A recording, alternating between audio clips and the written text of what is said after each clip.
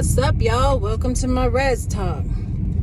I used to do this for TikTok, and now that I'm no longer engaged in TikTok or Insta, I just cut down my social media activities to one site, and that's Facebook. So now I'm going to begin my journey sharing my stories on Facebook. Today was my first day in the C-Car Recovery Coach training that the Recovery Cafe in Everett hosts. And let me tell you, this is something that I had wished that I had taken a long time ago, because it's teaching me those boundaries that I need to keep up, because I don't know if it's because I needed a savior when I was searching for recovery, but I tend to want to save people. I tend to put in all the effort. I tend to, take charge. Everything that makes a leader a good leader. I take charge. I'm, hold them accountable. I'm caring. I'm compassionate. I'm empathetic. But sometimes that hinders our actual people that are searching for recovery. And why that is so, oh my gosh, garage sale, but I don't need nothing. Why that is so is because they don't learn to do the things that they need to on their own. So they're not having to take the necessary steps to search out recovery, to find a detox center. Everything's done for people. And I love to do that. Why? I think it's a sense of control, because I had no control over my life as a child and all the way growing up. And it's still like I just am now regaining control of my life, not just from, my parents or, by my own mental health issues that I suffer from. I'm finally no longer a ward of the state of Washington. That being said, from the time I got taken away as a child at 5 years old up until 41 or 42 is when I finally finished wellness court. And granted, it was for Tulalip Tribe's wellness court. It is still a court, and I was still incarcerated. I still carry the mental incarceration after effects. Sorry, I get emotional. Of a lifetime of being, a lifetime of being institutionalized. Those are scars that I'm going to carry for the rest of my life. And although they are hard to deal with, I'm learning as time goes on that they're becoming less painful and more freeing, because now I'm understanding the what's, the whys, and not necessarily the hows. I'll never understand how everything happened in my life, because it wasn't self-inflicted. Well, most of the things weren't self-inflicted from when I was younger, from when I was a child. These are things that I had no control over, but because I'm sick in my head mentally, I really thought that I had control over these issues, and I didn't.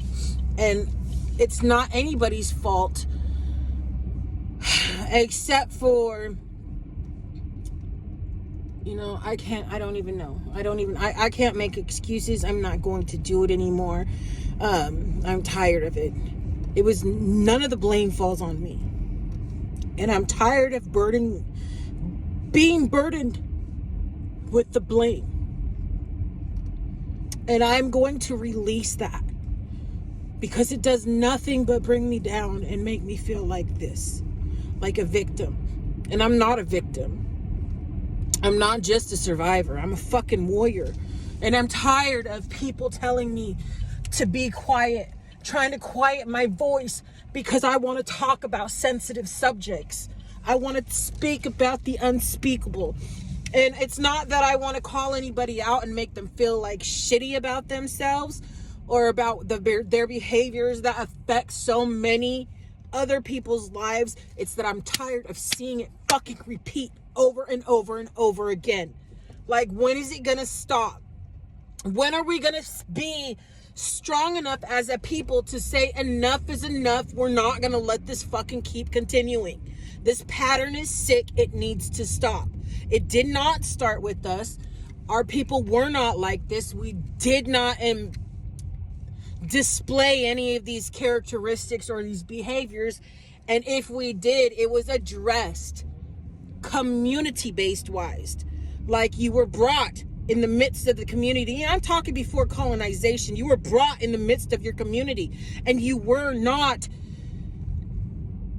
you were taught in a good way. And if you could not be fixed, then you were banished, as you should be. If you cannot control your behaviors and the things that you do to children, to women, to men, to where they affect them so bad that they hide from themselves for their whole lives, then you need to be banished.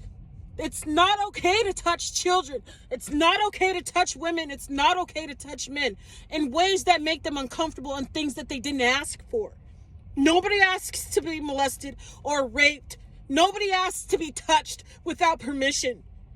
These things happen because we don't speak on it as enough as a people. And I'm fuck you.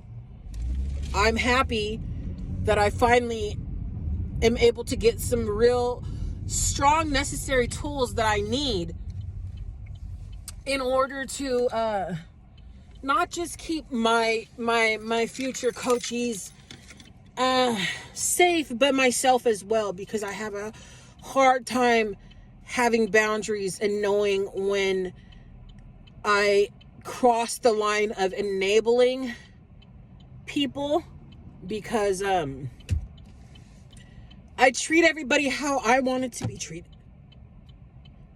I treat everybody, and I think I try to save everybody, because I waited my whole life for people to come and save me. And then it got to a point where it wasn't even come save me anymore. It was just accept me. And I had to learn the hard way that I don't need validation from outside sources, even my family.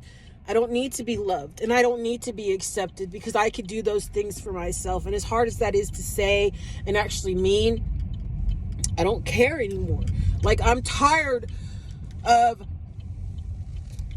pretty much pussyfooting around situations that did happen. Things that did happen, I'm not allowed to speak on. Why? Why? Like, yeah, I don't know. Anyways, bye.